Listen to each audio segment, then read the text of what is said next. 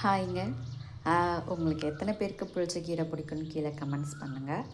இன்றைக்கி simple and குயிக்காக ஒரு புளிச்சக்கீரை கடையில் தான் பார்க்க போகிறோம். இது இங்கே எங்கள் வீட்டு செடியில் வளர்ந்தது. இது ஆக்சுவலாக நான் பெரிக்கும் போது வீடியோ எடுக்கணும்னு நினச்சேன். பட் நான் தூங்கி எழுந்திரிக்கிறதுக்குள்ளே எங்கள் அம்மா பறித்து வச்சுட்டாங்க. இதுவும் நம்ம வீட்டு செடியில் வளர்ந்தது தான் கத்திரிக்காய். இது என்னென்னா நிறைய காய்ச்சிடுச்சு. ஸோ இன்னும் முத்துனா இது பெருசாகிடுச்சுன்னா முத்தி போயிடுது. ஸோ அம்மா அதை பிஞ்சிலே பறித்து வச்சுட்டாங்க. இதை நெக்ஸ்ட் டைம் பறிக்கும்போது கண்டிப்பாக அவங்க வீடியோ எடுத்து போடுறேன். இந்த புளிச்சக்கீரையை நிறையா போட்டு கடைவாங்க. ஏன்னா இது ரொம்ப புளிக்கும் இல்லையா. இது என் தங்கச்சி ஒரு பேர் வச்சுருக்கா, புளிச்சன்னு சொல்லிட்டு. ஸோ இது கூட ஏதாவது ஒரு பொருள் போட்டு சேர்த்துனா அது டாமினேட் பண்ணிடும் இல்லையா. அதனால் எனக்கு இது கூட இந்த கத்திரிக்காய் போட்டு கடையிறது ரொம்பவே பிடிக்கும். நான் அதை சொல்கிறேன் உங்களுக்கு எப்படின்ட்டு, வீடியோ எடுத்து போடுறேன். உங்களுக்கு பிடிச்சி தான் நீங்கள் லைக் பண்ணுங்கள். தேவையான பொருட்கள் கீரை எடுத்துக்கோங்க. ப்ளஸ் இது கண்டிப்பாக ஒரு 300 கிராம் கத்திரிக்காய் இருக்கும். ஒரே ஒரு ஆனியன் எடுத்திருக்கேன். சின்ன வெங்காயம் போட்டால் இன்னும் சூப்பராக இருக்கும். பட் சின்ன வெங்காயம் காலி ஆயிடுச்சு. தென் தக்காளி ஒரு 4 தக்காளி எடுத்திருக்கேன். காஞ்ச மிளகா, பூண்டு தட்டி வச்சுருக்கேன். பூண்டு சில பேர் அந்த அறுத்துலாம் போடுவாங்க. பட் எனக்கு தட்டி போட்டால் தான் பிடிக்கும். ஸோ தட்டி போட்டு வச்சுருக்கேன். சமைக்கும்போது எப்படி சமைக்கணும், என்ன பண்ணணும், நான் ஸ்டெப் பை ஸ்டெப்பாக சொல்கிறேன். இதுதான் தேவையான பொருட்கள். இப்போது ஃபஸ்ட்டு ஸ்டெப்பாக கீரையை வேக வச்சுருக்கேன்.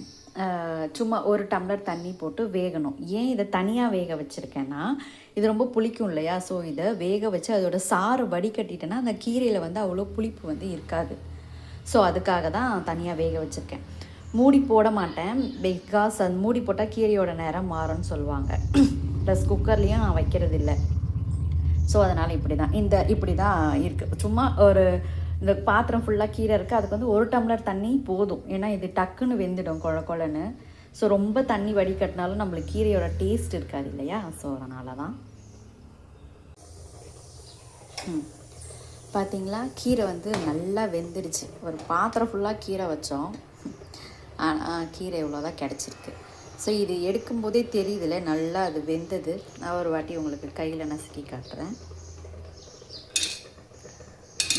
இப்படி இருக்கணும். நல்லா இப்படி நசுக்கினோடனே அது குழன்னு வந்துடும். ஸோ இந்த பதத்தில் நீங்கள் கீரையை ஆஃப் பண்ணிடுங்க. நான் ஒரு டம்ளர் தண்ணி தான் சொன்னேன். அந்த ஒரு டம்ளர் தண்ணியும் அப்படியே நிற்கிது. இதுதான் சொல்லுவாங்கள்ல, கீரை நம்ம என்ன எடுத்தாலும் அதோட குவான்டிட்டி கம்மியாயிடும்.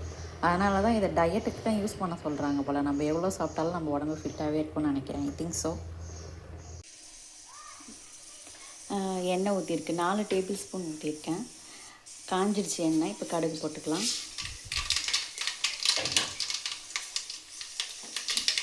எல்லாம் சிம்லேயே வச்சு போடுங்க. பிகாஸ் எல்லாம் தெரிச்சிடும்ல.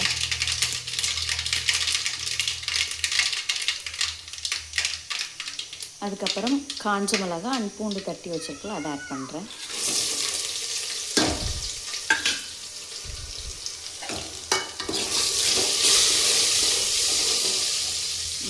இது கொஞ்சம் நேரம் நல்லா வதங்கட்டும்.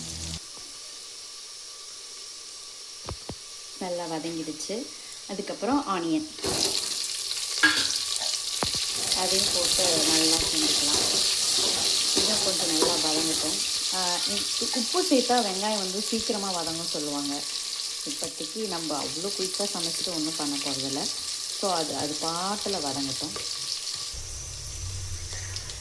வெங்காயம் நல்லா ப்ரௌன் கலரில் ஆகிடுச்சு. இந்த மாதிரி இருந்தால் நல்லாயிருக்கும்.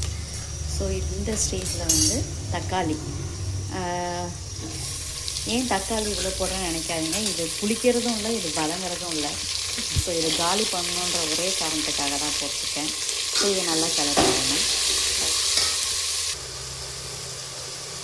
தக்காளி இந்த மாதிரி வதங்கினா போதும். இந்த ஸ்டேஜில் கத்திரிக்காய் ஆட் பண்ணிக்கலாம். ஃபஸ்ட்டு கத்திரிக்காய் கட் பண்ணாமல் கடிப்பேன். ஏன்னா அதுதான் கத்திரிக்காய் காரிடும்னு சொல்லுவாங்க. அதாவது சமைக்கிறதுக்கு ஒரு 5 மினிட்ஸ் முன்னாடி கட் பண்ணால் போதும். இதுவே ஆக்சுவலாக அப்படி தான் இருக்குது. ஸோ இந்த ஸ்டேஜில் கத்திரிக்காய் ஆட் பண்ணிக்கலாம். அம்மா ஃபஸ்ட்டு கத்திரிக்காய் போட்டு வேக வச்சுட்டு தான் அதுக்கப்புறம் தக்காளி போடுவாங்க. ஏன்னா தக்காளி போட்டால் காய் கத்திரிக்காய் வேகாதுன்னு சொல்லுவாங்க.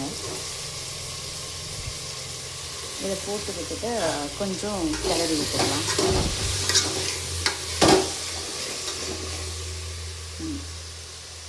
அதுக்கப்புறம் வந்து லைட்டாக உப்பு போட்டுக்கலாம். இந்தளவு உப்பு எடுத்திருக்கேன். சும்மா இது காய் வேகிறதுக்கு மட்டும் போதும். அதுக்கப்புறம் கீரை கடையும் போது இன்னும் கொஞ்சம் உப்பு போட்டால் நல்லாயிருக்கும். இப்போது கத்திரிக்காய் போட்டு உப்பு போட்டு வதக்கி விட்டாச்சு. இது நல்லா ஃபஸ்ட்டு வேகட்டும். இது பார்க்கலாம் தண்ணி தேவைப்படுமா இல்லை அப்படியே வெந்துடுமான்ட்டு. இன்கேஸ் தீர மாதிரி உங்களுக்கு இருந்ததுன்னா சும்மா ஒரு 1/4 டம்ளர் தண்ணி அந்த மாதிரி ஊற்றிக்கோங்க. கத்திரிக்காய் வந்து நல்லா வெந்துடுச்சு. இப்போ இந்த ஸ்டேஜில் வந்து நம்ம வடிகட்டி வச்சு புளிச்சக்கீரை ஆட் பண்ணணும். பார்த்தீங்களா புளிச்சக்கீரையோட குவான்டிட்டி.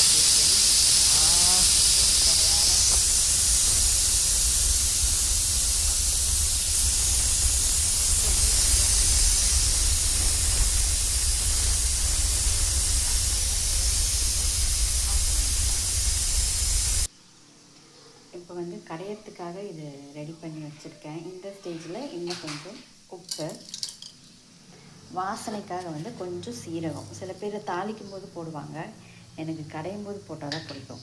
சரி, நான் கடைஞ்சிட்ட பிறகு இது எப்படி வருதுன்னு உங்களுக்கு காட்டுறேன். இதுதான் நம்ம புளிச்சக்கீரை, நம்ம தலைவரோட ஃபைனல் அவுட்புட்டு. கீரை நல்லா கடைஞ்சிருக்கு. ஐ திங்க் வீடியோ பிளர்ராக இருக்குதுன்னு நினைக்கிறேன். அது என்ன ஏதுன்னு பார்த்துட்டு நெக்ஸ்ட் வீடியோவில் சரி பண்ணிடலாம். நிறையா சாதம் போட்டு கொஞ்சமாக கீரை வச்சு சாப்பிட்டா அல்டிமேட்டாக இருக்கும். ஓகே, நம்ம நெக்ஸ்ட் வீடியோவில் பார்க்கலாம். இந்த வீடியோ ஓகே 1 செகண்ட். இப்போது வந்து இங்கே ஜன்னல் கிட்டே இருக்கும் கரெக்டாக. நம்ம ஜன்னலோட சைடு பொசிஷன் அதை பார்த்துட்டு சமைக்கணும்னு நிறையா பேருக்கு ஆர்வம் இருக்கும்.